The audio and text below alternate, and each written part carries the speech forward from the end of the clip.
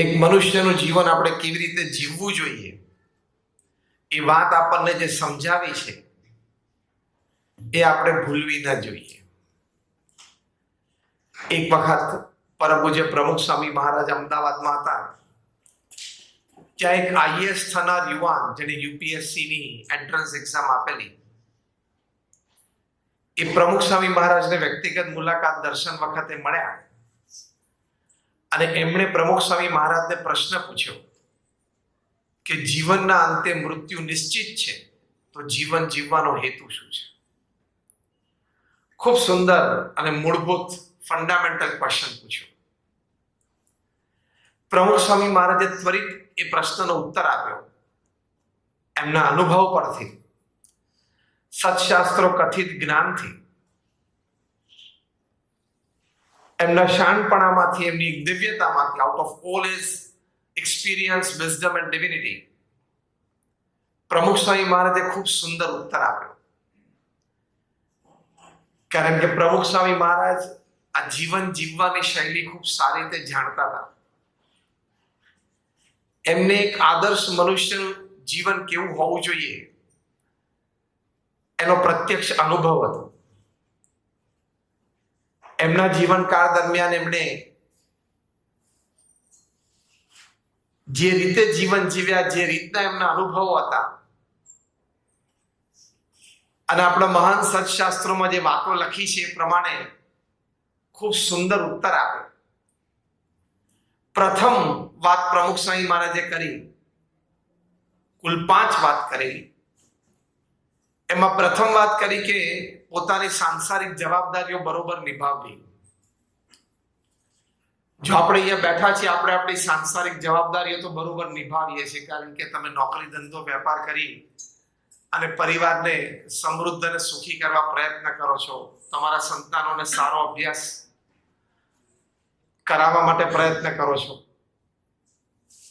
એટલે એ વિભાગની આપણે વિશેષ વાત અને ચર્ચા નથી કરતા, કારણ કે તો આપણે સવારથી કરીએ છીએ. પણ સાંસારિક જવાબદારીઓમાં આ પૈસા કમાવવા અને બાળકોનો ઉછેર સારા અભ્યાસ સાથે કરવો, એની સાથે સાથે અગત્યની વાત આવે છે કે આપણા સંતાનોને અને પરિવારજનોને સંસ્કારિત કરવા. એ આપણી બહુ જ મોટી સાંસારિક જવાબદારી છે. અને એ જવાબદારી આપણે યથાર્થ નિભાવવાની વાત પ્રમુખ સ્વામી મહારાજ કરતા. પોતે ઘણી વખત એક વાત કરતા કે જો તમે તમારા સંતાનો અને પરિવારજનોને સંસ્કારિત નહીં કરો તો એક દિવસ એવો આવશે કે તમારે સંપત્તિ અને સંતતિ બે ખોવી પડશે. અને બહુ જ સારા સારા પરિવારોમાં આ બન્યું છે. તમે બધા ઘણાએ આજથી 7-8 વર્ષ પહેલા વોટ્સએપ ઉપર એક વિડીયો ક્લિપ વાયરલ થઈ જોઈ હશે. મુંબઈના એક ખૂબ ધનાઢ્ય વ્યક્તિ, બહુ જ મોટું બિઝનેસ એમ્પાયર, 20,000 કરોડ રૂપિયાનું, શૂટિંગ્સ એન્ડ શર્ટિંગ્સ. હવે તમને નામ યાદ આવી ગયું હશે. એમના દીકરા, એમને પોતે આ 20,000 કરોડનું એમ્પાયર એમના દીકરાને આપ્યું. પછી જે કઈ ઘટનાઓ ઘટી હશે તો આપણને ખબર નથી, પણ દીકરાએ બાપને ઘરમાંથી કાઢી મૂક્યો અને બાપે ત્યાં નેપેન્સી રોડ ઉપર એક 2 બેડરૂમ હોલ કિચનનું ફ્લેટ લઈને ત્યાં એમને રેન્ટ પર રાખ્યા. એક ગાડી ડ્રાઈવર આપી દીધો, એક કુક આપી દીધો. અને એ વ્યક્તિએ રડતા રડતા પોતાની સેલ્ફી વિડીયો જાહેર કરેલી. હવે જો પોતાના દીકરાને શિક્ષણ તો બહુ ઉત્તમ આપેલું, લંડનમાં અંડર ગ્રેજ્યુએશન કરેલું અને માસ્ટર્સ યુએસમાં કરેલું, એટલે શિક્ષણમાં કોઈ કમી હતી નહીં, સંપત્તિમાં કોઈ કમી હતી નહીં. 20,000 કરોડનું એમ્પાયર એટલે આપણે અહીંયા બધા બેઠા છીએ ને બધાનું ભેગું કરીએ તો મેળ ના પડે એટલું. What is 20,000 crores? એટલે more than about like $2.5 billion. એટલે સંપત્તિ બાબતે કોઈ ખામી નથી. એમનું જે હાઉસ છે સી ફેસિંગ, ત્યાં નેકલેસ ઉપર મુંબઈમાં, એ પણ કદાચ 1,000 કરોડ કે 1,200 કરોડનું એ હાઉસ છે. અને એમાં 3 ફ્લોર, અત્યારે જે આપણે હોલમાં બેઠા છે એનાથી લગભગ ડબલ સાઇઝના. 3 ફ્લોર એમની ગાડીઓનું પાર્કિંગ છે, પર્સનલ પાર્કિંગ. હવે સંપત્તિ બાબતે પણ કોઈ ખામી હતી નહીં. એટલે શિક્ષણ અને સંપત્તિ બાબતે કોઈ ખામી નહીં, પણ સંસ્કાર બાબતે ખામી રહી ગઈ કે માતા પિતાનો આદર કરવો જોઈએ, માતા પિતાની સેવા કરવી જોઈએ, માતા પિતાનું ઘણું ઋણ છે આપણી ઉપર, તો એ માતા પિતાની આપણે વૃદ્ધાવસ્થામાં ખબર રાખવી જોઈએ. એ વાત સંસ્કાર સંબંધી એમને શીખવવામાં આવી નહોતી ને શીખ્યા નહોતા, એટલે બાપને ઘરમાંથી કાઢી મૂક્યા. એ વાત અહીંયા પ્રમુખ સ્વામી મહારાજ કરે છે કે તમે શિક્ષણ અને સંપત્તિ તો તમારા પરિવારને આપો છો, પણ સંસ્કાર આપો.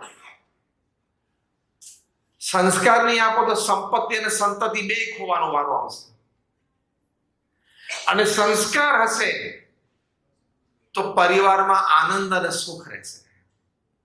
2007ની સાલમાં BAPS સંસ્થા, જેમાંથી અમે આવીએ છીએ, એ BAPS સ્વામિનારાયણ સંસ્થાનો શતાબ્દી મહોત્સવ હતો.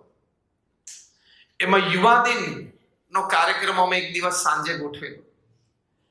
એમાં લંડન અમારા BAPS યુવક મંડળનો એક યુવક રૂપેશ એને મુખ્ય મંચ ઉપરથી પોતાનો પ્રસંગ કહેલો. એનો પ્રસંગ કહેવામાં આવેલો.